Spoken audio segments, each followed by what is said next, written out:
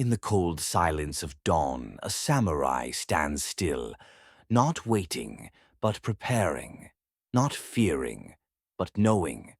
The world will try to break him, but he is already unbroken, not because he is made of steel, but because his spirit has been tempered by fire. In a world obsessed with comfort and ease, the ancient path of resilience has been forgotten, but not by all. Buried beneath the noise of modern life lies the lost art of endurance, the warrior's silent vow. No matter how hard the path, I will not retreat. No matter how deep the wound, I will not yield. Even if all is taken from me, I will never surrender. This is not bravado. This is not fantasy. This is the essence of the samurai. This is the story of how they rose, not through power, but through pain, not by conquering others, but by conquering themselves. And you are about to walk that path. In this video, we will explore the mindset that made samurai unbreakable, why they embraced loss, failure, and pain, how they trained themselves to endure any hardship, and how you can forge this same unshakable willpower, no matter your age, background, or battles. This is not a tale of history.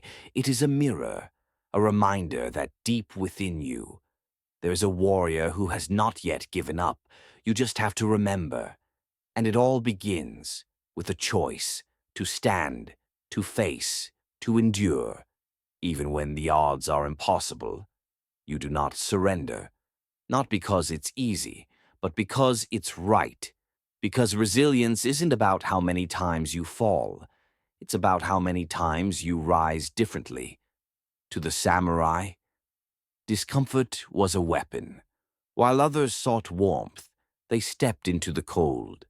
While others chased ease, they chose hardship, not to prove anything to the world, but to prove something to themselves.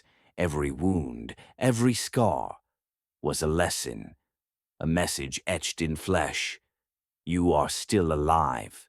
Keep going. Pain was not an enemy to the samurai. It was an ally, a sacred companion that shaped their spirit like a blacksmith shapes steel. They trained their minds like they trained their swords, with precision, with intention, with respect for the challenge. They knew this world is not kind, so they did not ask it to be. They prepared. They sat under freezing waterfalls. They fasted to quiet the body's demands. They slept on stone, marched through snow, bled in silence, not out of cruelty, but out of clarity. Because a warrior who fears pain will fall the moment it arrives, but a warrior who has already suffered with purpose cannot be broken by surprise.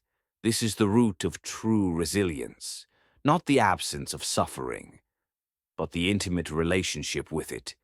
To become stronger, you must confront what is uncomfortable. To endure more, you must walk into the flames, not once, but over and over, until they no longer scare you.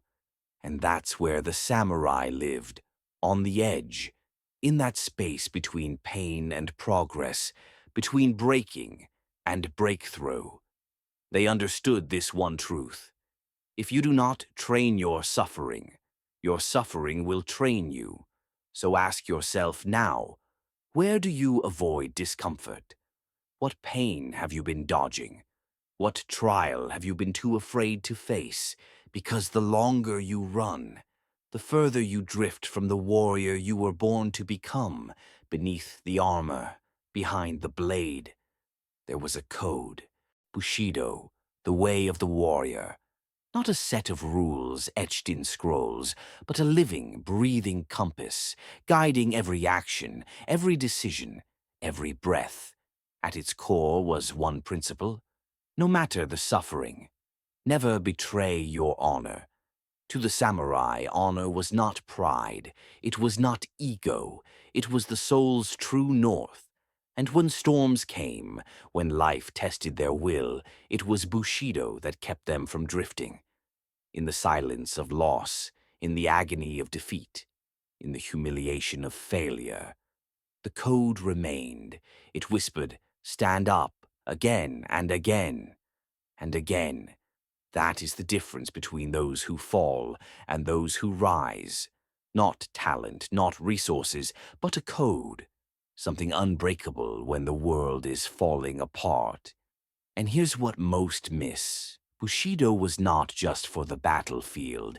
It was for life, for how you speak to others, for how you endure hardship, for how you conduct yourself when no one is watching.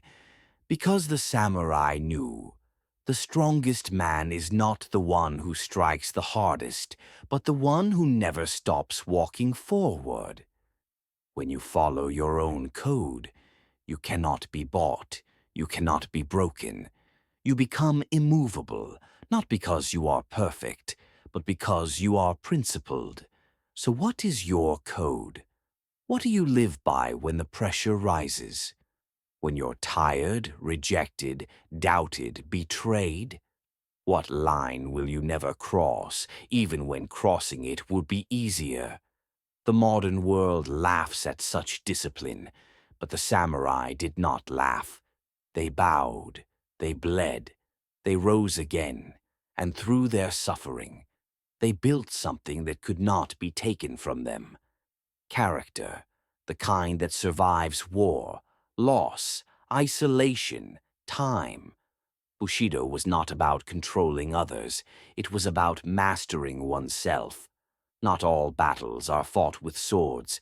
Some are fought in silence, in the darkness of your own mind, in the stillness of the night, when no one is watching and everything starts to unravel. The samurai understood this battle well. They knew that fear is not a weakness, it is a test of how still you can stand as the chaos circles you, a test of how clearly you can think. As the storm shakes your soul, doubt was their constant companion. But they did not banish it. They faced it. To fear death is natural, they would say, but to live as if already dead, that is the warrior's path. To train for war and yet hold peace in your heart, to face loss and still rise with dignity, to stand alone and not collapse. This is not something you find in books. It is earned through sweat, through failure, through the days where everything feels impossible. And yet the samurai taught this truth. The mind is like still water. When disturbed, it reflects nothing. The modern world tells you to run from discomfort, to numb it, to avoid it, to distract yourself with noise, comfort, and fleeting pleasures. But the samurai turned toward the pain. They sat in it, breathed through it, made peace with it, because they knew the greatest battle is not against the enemy. It's against the voice that says, "You can't. You'll fail. You're not strong enough." And that voice, that quiet collapse within, is the one most people never learn to fight. But you can. If you learn to sit in stillness, if you embrace the discipline of self-confrontation, if you learn to bleed without breaking, you unlock a kind of resilience that cannot be taken. This isn't about suppressing emotion. It's about mastering response. It's about choosing action despite fear, choosing clarity within chaos, choosing honor over comfort. That is what made the samurai unbreakable. Not their weapons, but their mind. The world worships winning, trophies, triumphs, applause. But the samurai, they revered something greater than victory. They revered the art of falling. Because every warrior falls, every mountain has storms, every blade will dull. But how you fall, that defines the spirit within. To fall 7 times, rise 8. This ancient proverb is not just poetry, It's a mandate. It means your worth isn't measured by your outcomes, but by your resolve, by your ability to bow in defeat without breaking your code, by your refusal to let shame shape your identity, by your courage to stand again, even when all seems lost. In the ancient samurai world, defeat was not disgrace. Disgrace came only from cowardice, from betrayal of values, from abandoning one's path. To accept defeat with grace, to acknowledge weakness with honesty, to fall without excuse. That is where true strength begins. They taught that resilience isn't about pretending to be strong. It's about owning your struggle and still showing up. Because in every fall there is a lesson. Where were you imbalanced? What did you ignore? What can you do differently? And so, falling becomes training. Failure becomes clarity. Pain becomes your teacher. The greatest warriors were not the ones who never lost, but the ones who learned how to lose well, with dignity, with reflection, with the quiet vow, I will rise stronger. This is where resilience stops being theory and becomes something you embody, not in the dojo, not in battle, but in the quiet moments after, when no one is clapping and you must choose, will you retreat or rebuild? The samurai chose to rebuild, again and again, because honor doesn't vanish in defeat. In fact, that's where it shines brightest. Resilience is not forged in the battlefield. It is built slowly, quietly, in the unseen hours, in the repetitions, in the rituals, in the choices you make when no one is watching. The samurai did not wait for storms to test their strength. They trained in peace, so they would not falter in chaos. They understood this truth. Victory is a byproduct of preparation. Every morning they would rise, not to comfort, but to challenge. They embraced fatigue. They sharpened their technique.